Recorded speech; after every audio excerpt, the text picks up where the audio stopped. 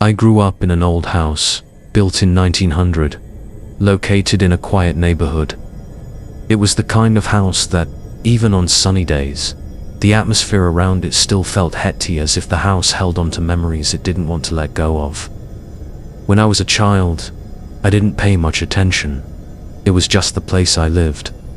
But over time, strange things started to happen, making me reflect on the boundary between what is known and what cannot be fully understood. Everything began when I was about 11 years old. One afternoon, I was home alone. My dad was out at work, and my mum was tending to the garden outside. I was sitting in the living room, lost in thought, when suddenly, I saw something that made my heart race. A complete shadow, shaped like a man, entirely pitch black, wearing a hat similar to Abe Lincoln's, though not as tall, walked across the hallway wall. There were no details, no face, just a solid black figure. My initial reaction was disbelief. The house was old, so perhaps I had missed it due to the lighting, or maybe my imagination was playing tricks on me. After all, people often say that old houses are full of peculiar things, but this time, it felt different. I tried to brush it off, convincing myself that there was nothing unusual. Yet, that image stuck with me, like a bad memory that wouldn't fade. It wasn't until many years later that I learned about a phenomenon called the Hat Man. Apparently, this is a phenomenon often reported by young girls and women, a menacing black figure usually associated with homes that have negative energy or a history of domestic violence. The strange thing is, my family wasn't a dysfunctional one, but there were certainly moments of tension. My father was a very skeptical person, always dismissing anything related to the supernatural. In his mind, ghosts didn't exist, and that was the end of it. But what I saw that day was only the beginning of experiences that made me question everything I thought I knew about the world. The house seemed to have a will of its own. Sometimes, objects would suddenly move without any clear reason, even flying across the room. I would be sitting at the kitchen table, either doing homework or eating, and suddenly, something would fall from a shelf or the table.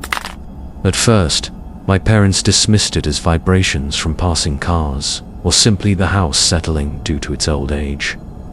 But as these events became more frequent, they became harder to ignore. The truly terrifying part was my bedroom. Even from a young age, I felt that something wasn't right about that room. I refused to sleep there, no matter how much my parents insisted. It just felt wrong. The air in the room had a strange heaviness that I couldn't explain.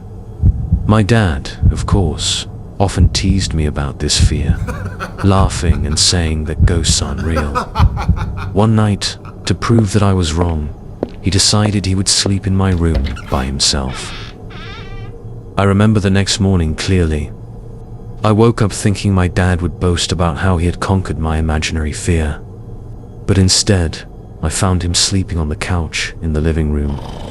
Not only that, but my bedroom was suddenly decorated with a series of portraits of Jesus and several crosses that hadn't been there before.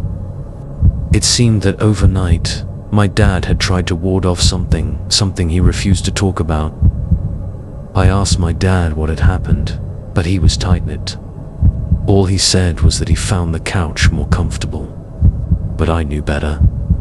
This was the man who had spent years mocking my fears, and now he had covered my bedroom in religious symbols. It wasn't until many years later, after we had moved out of that house, that my dad finally told me what really happened that night. He said that at first, he went to bed completely at ease, almost amused by the challenge of proving I was scared for no reason. But in the middle of the night, he woke up with a strange feeling. He described it as the sensation of one of our cats crawling up his leg. But when he looked down, there was no cat. He brushed it off and tried to go back to sleep, But then he felt something else's blanket was slowly being pulled off the bed from the bottom corner. It wasn't a sharp tug, but a deliberate, slow movement, as if someone or something was intentionally doing it. The blanket fell to the floor, and that was enough for my dad to leave the room and never sleep there again. My father admitted that, at first, he thought it might have been a case of sleep paralysis, a common explanation for experiences like this. But what puzzled him was the real, tangible feeling of it, and the fact that unexplained things had happened in the room when we were fully awake. That night marked a turning point for him. The biggest skeptic I knew suddenly became a believer. He didn't talk about it often, but his attitude toward the supernatural had undeniably shifted. After we moved out of that house, my parents sold it to a single woman. A few months after she moved in, she called my mother, asking if we had ever had any issues with the house being haunted. My mother hesitated, not wanting to scare her, but eventually admitted that, yes, we had noticed some strange things from time to time. The woman told my mother that she had set up her bedroom in the same room that had once been mine. But after a few nights, she found it so unsettling that she had to move to the living room to sleep. I am not a spiritual person, and like my father, I consider myself a skeptic when it comes to things like ghosts or the supernatural. But there are things that are hard to explain. What happened in that house, what we experienced, was real, even though we haven't fully understood it. To this day, I can't say for certain what caused those strange occurrences, but I know I didn't imagine them. It wasn't just me. Even my father, the biggest skeptic, had his own frightening experience. And even the new owner of the house felt something similar. Maybe it was just the quirks of an old house, or maybe something darker was at play. Either way, I've come to accept that some things simply can't be explained easily. That house, with its creaking floors and shadowy corners, held secrets that I might never fully understand. But one thing is certain. I will never forget the feeling of seeing that figure move across the hallway wall. And I will never doubt the reality of what we experienced in that house. This story happened when I was about 21 years old, on my way from the city back home after a business trip. The drive home was quite long, nearly 7 hours of continuous driving. At that time, I decided to drive through the night because I couldn't afford to book a hotel for the night due to limited funds. It was a decision I never thought would leave such a lasting impression, as I had never felt so scared and anxious in my life. The first part of the trip went quite normally until around 10 p.m.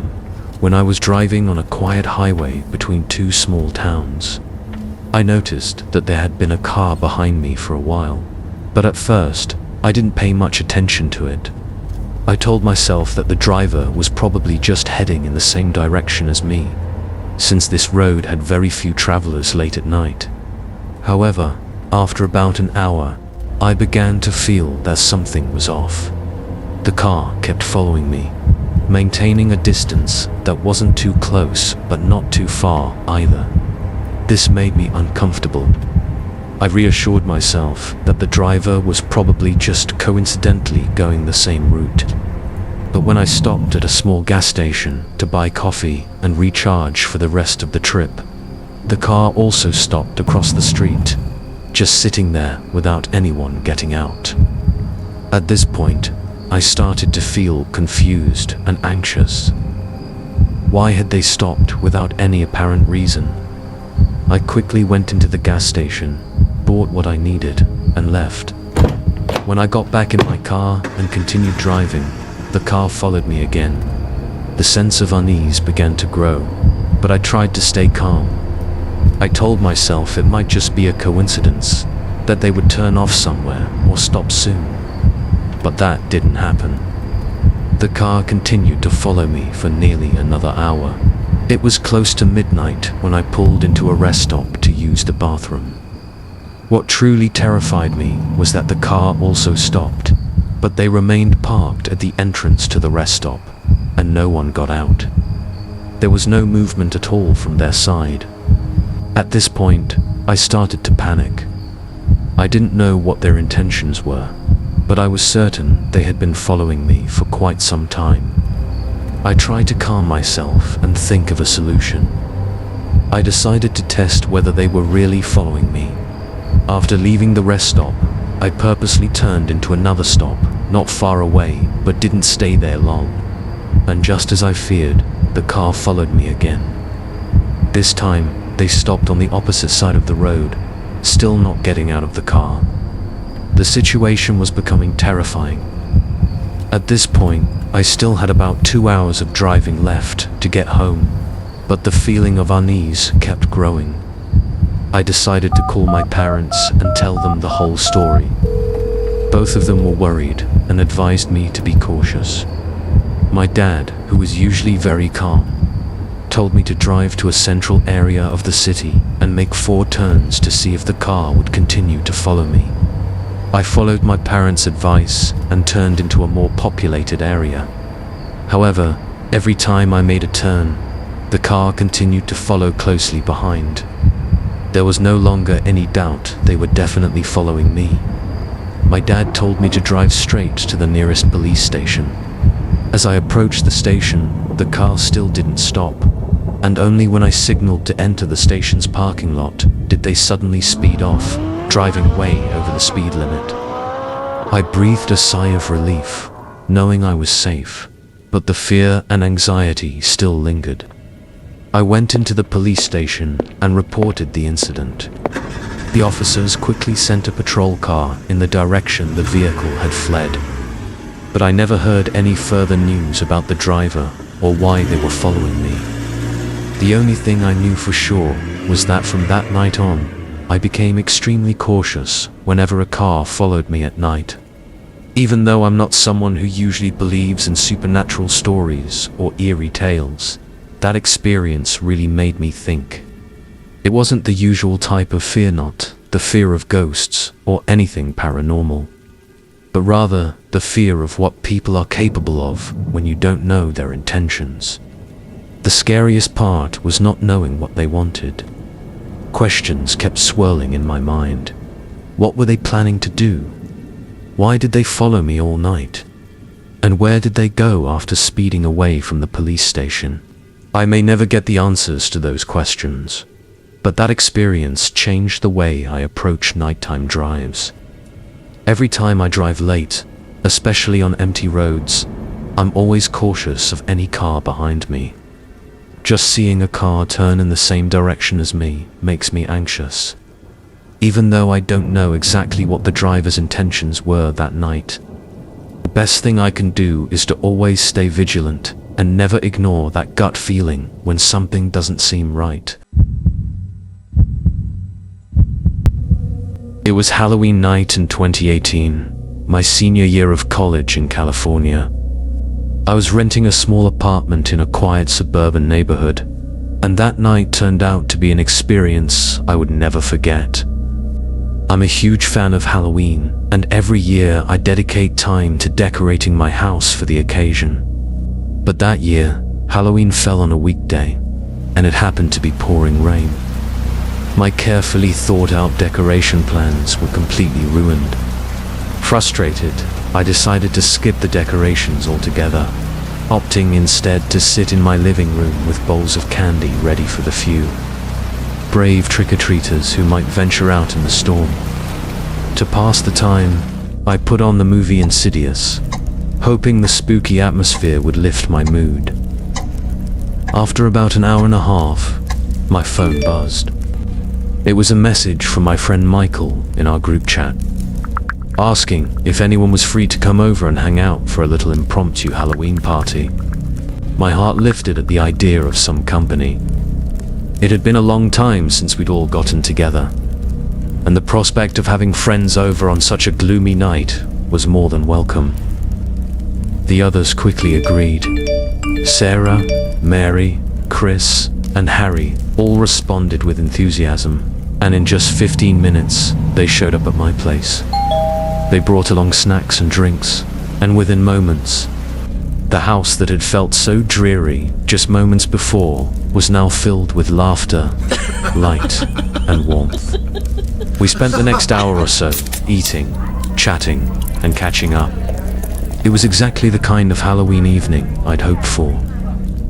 Around midnight, as the conversation began to wind down, Chris leaned forward with a mischievous grin. Hey, how about we make things a bit more exciting? He suggested. Why don't we play a spooky game? I hesitated. I've always been a bit superstitious, and playing with the supernatural wasn't something I took lightly. But the others seemed excited by the idea. Sarah threw out a few classic suggestions, like Bloody Mary and the Ouija board, but we'd done those in the past. Then, Chris, his grin widening, proposed we play hide and seek in the dark. I had heard of it before. It sounded like a typical hide and seek game, but playing it with the lights off and after midnight gave it a sinister edge. Rumors online spoke of strange sightings, eerie sensations, and encounters with figures that weren't supposed to be there. It was said that when you play in complete darkness, sometimes you aren't alone. I shivered at the thought, but everyone else seemed so excited. I didn't want to be the one to ruin the fun. "All right, let's do it," I said reluctantly. We agreed to turn off every light in the house, leaving just a single, flickering candle in the living room. The candle cast long, dancing shadows on the walls, adding to the creepy atmosphere. The rules were simple. The seeker would count to 50 in the dark, eyes closed, while everyone else hid anywhere in the house. The first person found would be the next seeker. Sarah volunteered to be it first. She stood in the middle of the living room, covered her eyes, and began to count. The rest of us scattered in silence, doing our best to find the perfect hiding spots. I could hear her counting softly in the background as I slipped into a small closet under the stairs. The cramped space was barely big enough for me, and the darkness felt thick and suffocating. I pressed my back against the wall, listening intently. 48, 49, 50. Sarah's voice rang out in the darkness. Ready or not, here I come. I held my breath, my heart pounding. Footsteps echoed faintly through the house as Sarah moved from room to room. Suddenly, I heard her shout triumphantly, followed by a burst of laughter. She had found Chris hiding behind the living room curtains. I relaxed slightly. It was just a normal game after all. Now it was Chris's turn. I crept out of my hiding spot and quietly made my way to the bathroom in my bedroom. I closed the door gently and crouched down behind the shower curtain. Minutes passed. I could hear Chris's footsteps getting closer and closer. I froze, holding my breath. But then, just as he was about to pass by, a tickle in my throat made me cough loudly. The footsteps stopped. Gotcha! Chris called out, his face appearing around the doorframe a moment later. I groaned playfully and joined him back in the living room. Now it was my turn. I stood in the center of the room, closed my eyes, and began to count. 1, 2, 3. As I reached 50, I opened my eyes and looked around. The house was draped in darkness, except for the tiny flame of the candle that flickers uncertainty on the coffee table. Shadows stretched and shrunk with each flicker, giving the room a haunted, almost alive feel. I started my search in the kitchen. Nothing. The bathroom, empty. I then made my way through the bedrooms, my footsteps almost silent on the creaky wooden floor. When I reached my own room, I heard a soft giggle from the closet. I threw the door open and found Mary huddled in the corner. Gotcha. I laughed, and she laughed too, stepping out of her hiding spot. That was quick. She teased. Who else is left? For more to go, I whispered, signaling for her to join me. We continued our search together, moving quietly through the house. We had almost made it to the top of the stairs when a strange sound came from the storage room downstairs. It was a soft creak, like the sound of a door being gently pushed open. I looked at Mary. "Did you hear that?" She nodded, wide-eyed. We tiptoed back down the stairs and stopped in front of the small storage room near the living room. The door was slightly open, and darkness poured out like a heavy fog. "Maybe Harry or Chris is hiding in there," I whispered. I pushed the door open carefully. The faint candlelight barely reached inside, casting eerie shadows across the stacked boxes and old, forgotten items. I stepped inside cautiously, listening for any hint of movement. There was a faint rustling from the far corner of the room, followed by what sounded like breathing. My heart rate spiked. Just as I took another step forward, the door slammed shut behind me with a deafening bang. "Mary," I yelled, panic rising in my chest. There was no answer. Darkness enveloped me completely, and I fumbled around, trying to find the doorknob. But it felt as if it was locked from the outside. Fear clawed at my mind. Then I heard a soft, chilling chuckle. I spun around. In the far corner, barely visible in the dim light, was a figure. Small, hunched over, and staring straight at me.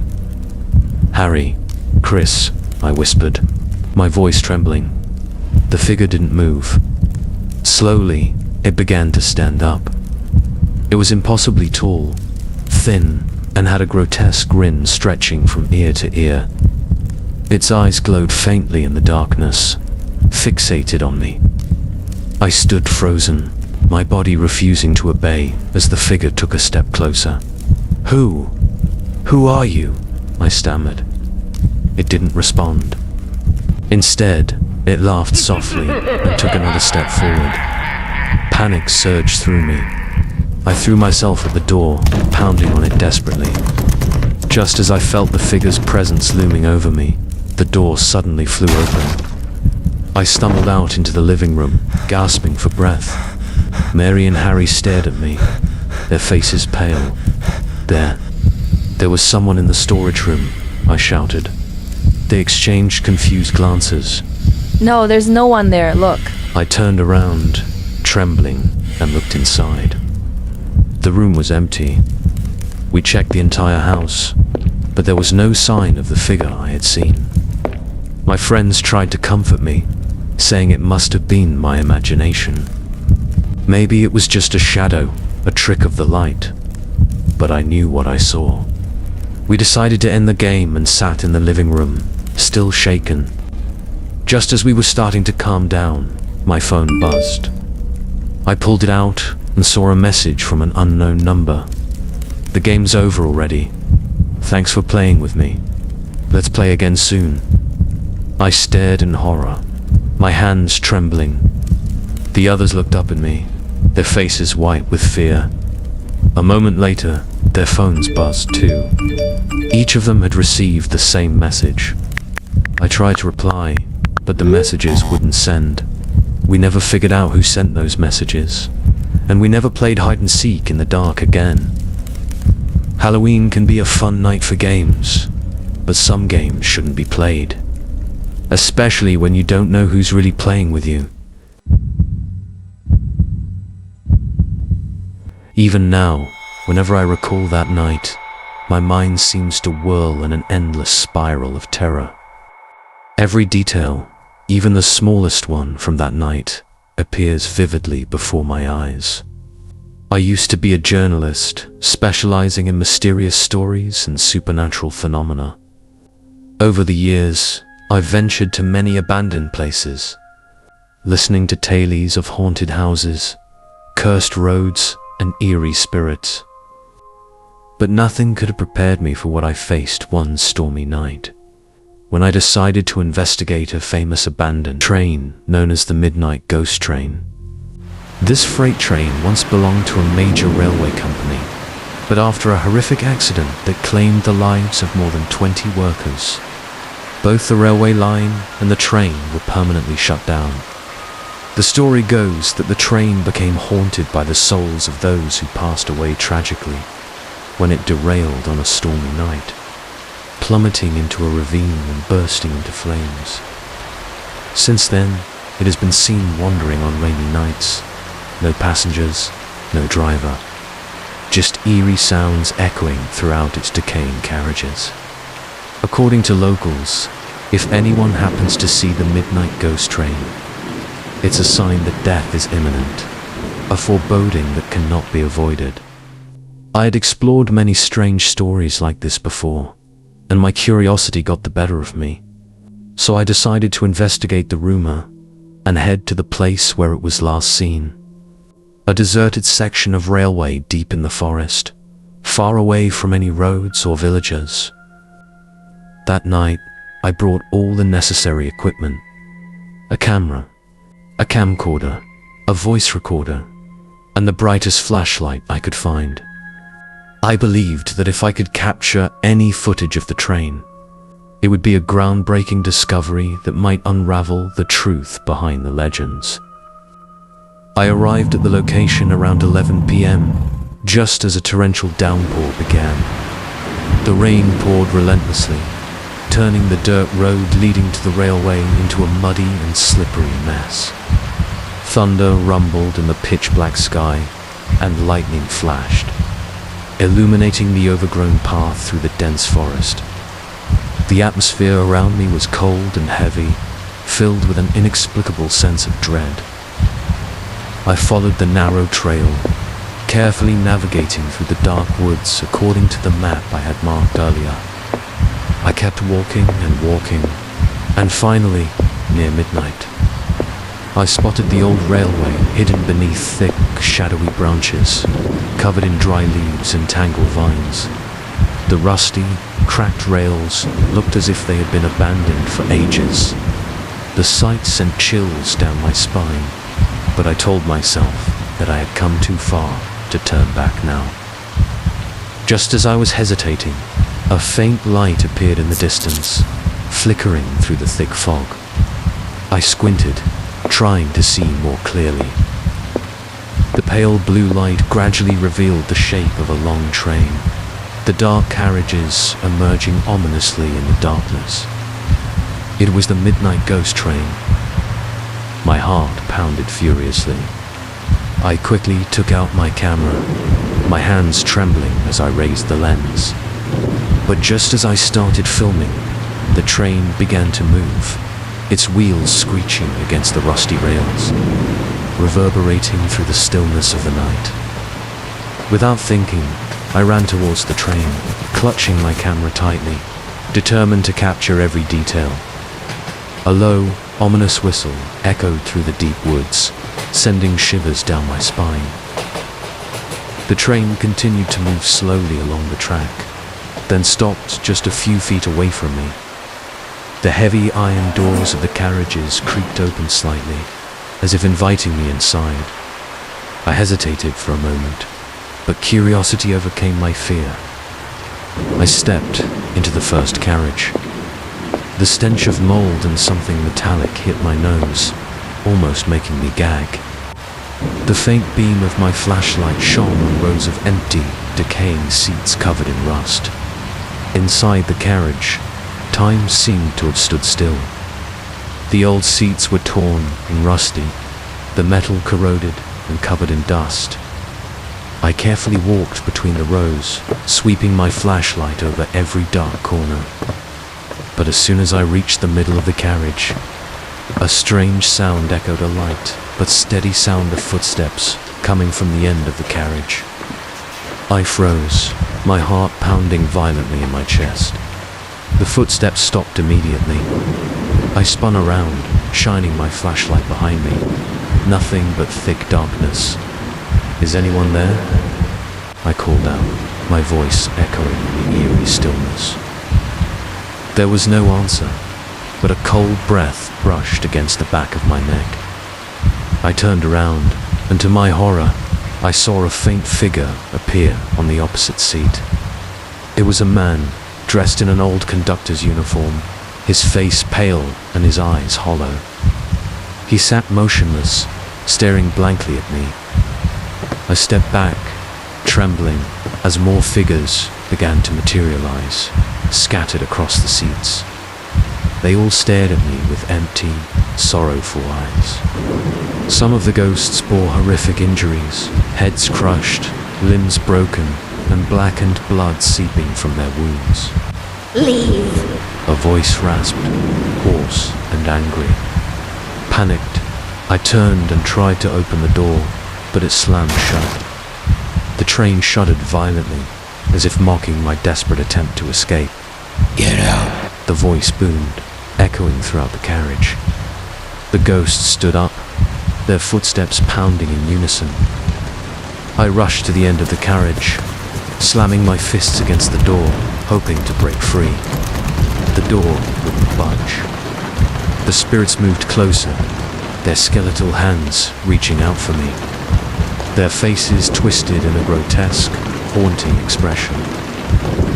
In a fit of panic, I sprinted to the front of the carriage, my eyes darting around for an escape route. The left door was slightly ajar, and without a second thought, I threw myself against it. I tumbled onto the cold, hard ground, my head colliding painfully with a sharp piece of metal, but fear drove away the pain. I staggered to my feet, my legs trembling, and started running along the tracks. Behind me, I heard the screeching of wheels as the train began to move, slowly but surely chasing after me. I ran frantically through the bushes, weaving through the tall grass, feeling the eerie blue light of the train's headlights shining on my back. I glanced back. Ghostly figures stood along the carriages, their hollow eyes fixed on me, and then they began to shriek. I didn't stop. I sprinted towards the tree line, slipping and stumbling on the wet ground. The sound of grinding wheels and the haunting cries of the ghosts seemed to be right behind me. I kept running, my vision blurred, my heart racing. I didn't care where the road led anymore. The rain continued to pour down, making each step heavier and slower. Behind me, I could still hear the relentless footsteps echoing through the woods. Finally, I reached my car. Without thinking, I jumped inside, started the engine, and sped away from that cursed place as fast as I could. I will never forget the sight of those hollow eyes, nor the eerie whistle that echoed through the storm. The midnight ghost train is still out there, wandering along abandoned tracks. And if you ever see it, turn around and run. Never look into those empty eyes. And never, ever board that train. Because if you do, you might never return. I had just graduated from high school, and I decided to attend a small community college near my home in Los Angeles. Unlike many of my friends who chose to leave their families to explore independence and excitement, I decided to stay because I didn't want to be far from my loved ones, and also wanted to save money. However, this made my life monotonous and lonely. While my friends were enjoying parties and the vibrant student life at bigger universities like UCLA or USC, I was just commuting back and forth between school and home.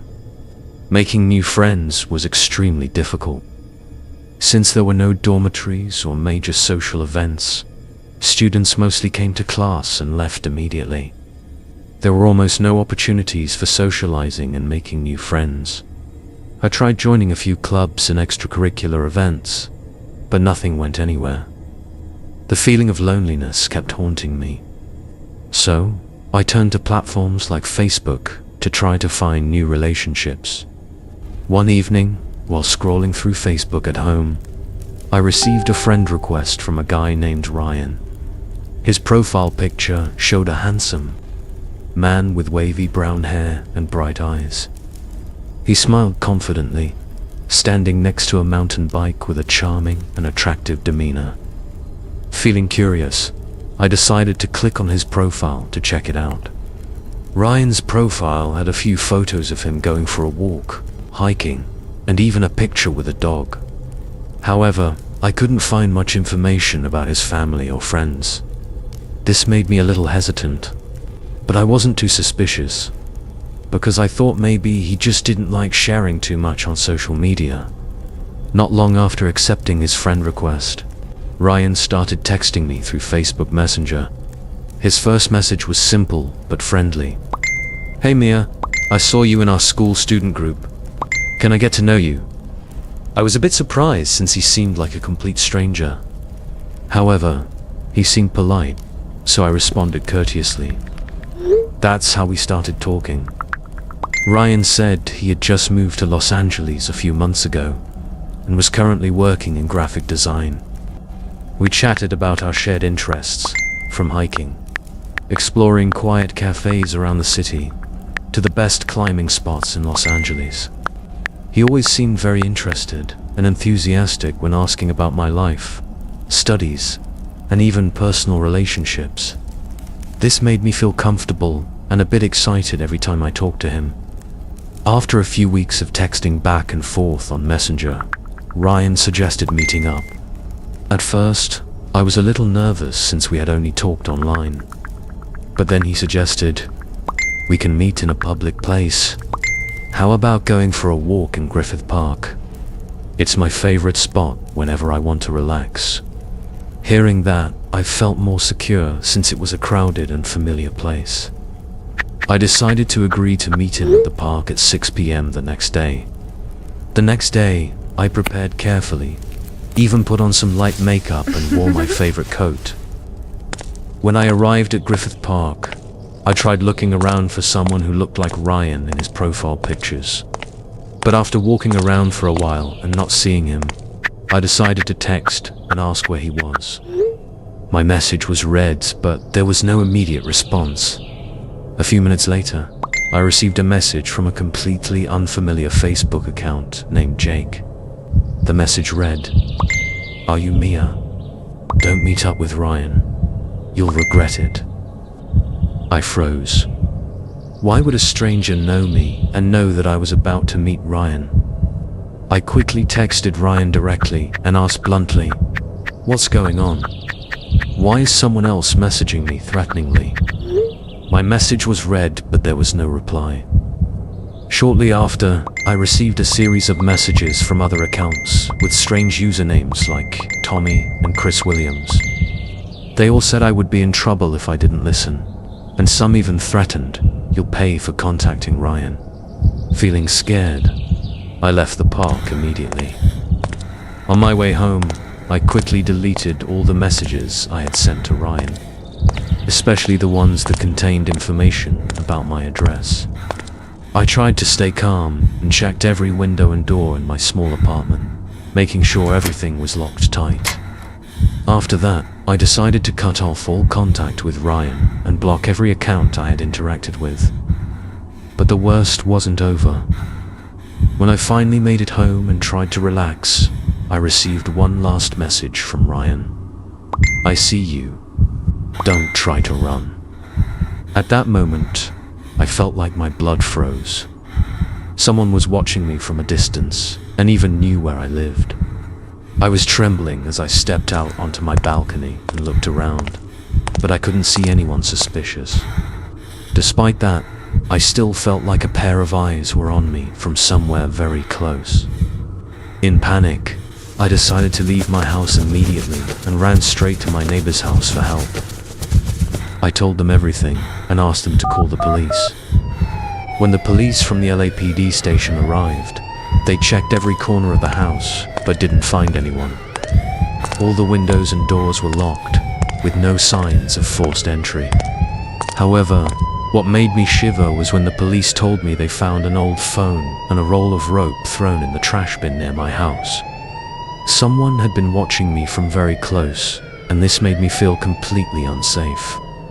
After that night, I decided to temporarily move in with a friend in West Portland for a short time. I changed my phone number and reported all suspicious accounts on Facebook. A week later, Ryan's account suddenly disappeared. No one knew whether the person behind it had deleted the account or if it was taken down.